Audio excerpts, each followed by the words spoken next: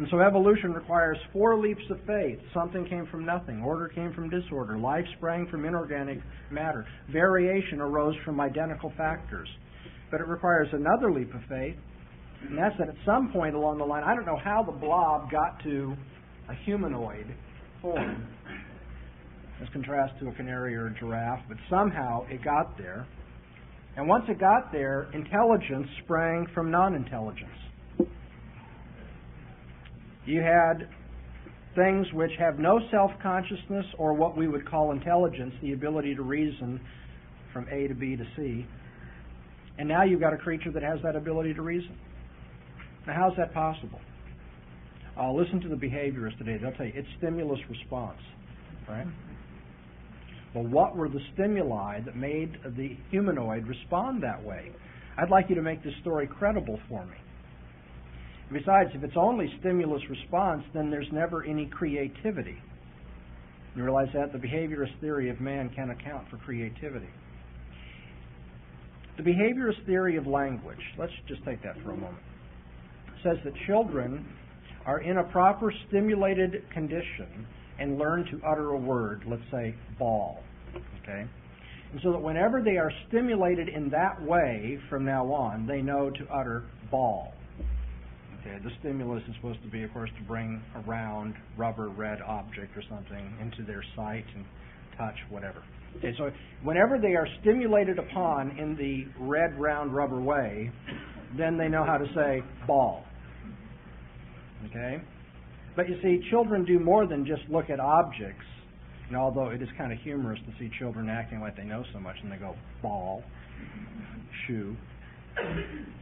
Children use sentences. But now on the theory, the behaviorist theory of language, children should learn sentences in the same way that they learn to use single words. So, Mama, I want my bottle is the sentence that is used under the stimulus condition of hunger in the stomach. You see someone that under the right stimulus looks like your mother, and so forth and so on. So you use the sentence, Mama, I want my bottle. But here's the amazing thing about children. I love them. They refute behaviorism so easily. Sometimes, without you ever teaching a child a sentence, the child gets creative and says, Mama, I want my ball. How did the child do that? On the behaviorist theory, it's stimulus response. Stimulus, which is to say the responses are all to set stimuli conditions.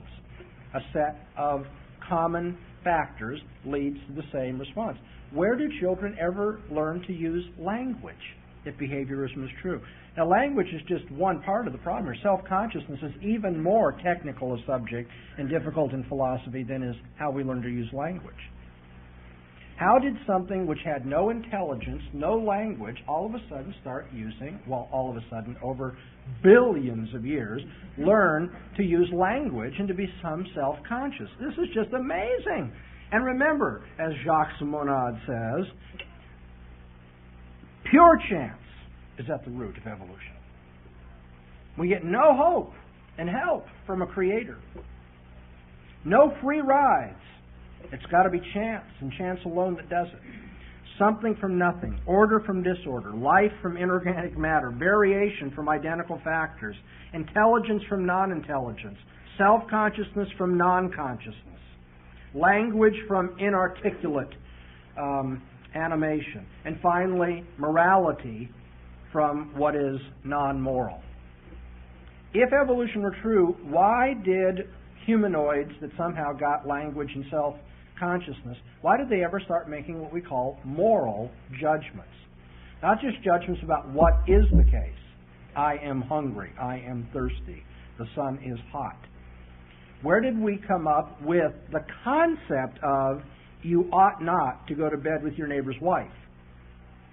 Okay, forget, what the issue is, whether it's sex, property, whatever. Where does the ought not come from?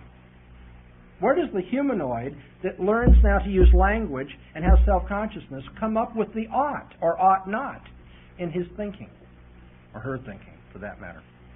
You see what I'm getting at? Evolution requires incredible faith. Over against the faith of the evolutionist, I feel like an absolute rationalist as a Christian. I look at this world, and the only way I can account for it is I say there's an intelligent God that made it all and so forth. Oh, boy, we can outdo that. We don't have a God. We don't have anything out there. Something came from nothing. This came from non-intelligence. Morality came from the non-moral.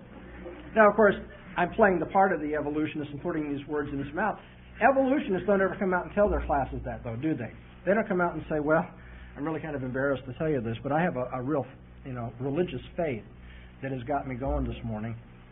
I believe order came from disorder, and life sprang from non-life. But now that we got that started, I'd like to now teach you about